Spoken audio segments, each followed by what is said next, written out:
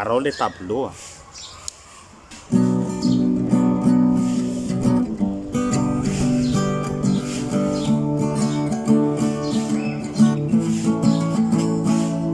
zay le Despacito zay ny original si mineur sol ré la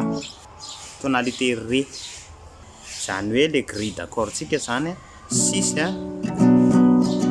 de 4 ré 1 et 5 6 4 1 5 tsy miala amizay tsika ao ovatsika tonalité akaritsika rehefa niakatra mizy de jereo ny tableau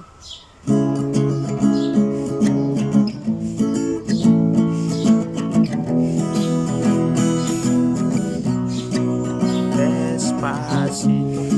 hoentitsika fa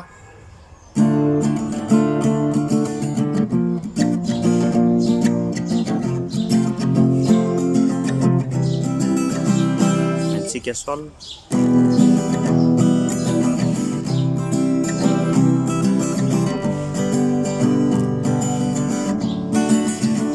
hoentitsika la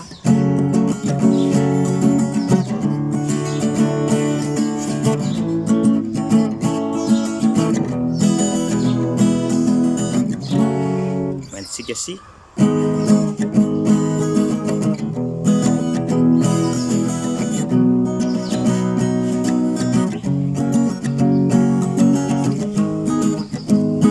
hoentitsika do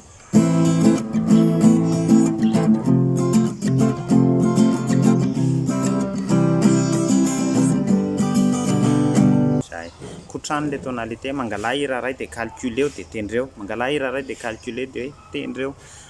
abonneo le chaîne YouTube j'aimeo vidéo partageo vidéo jereo hatramin'ny farany foana ihany koa ny vidéo fa mahasoanao io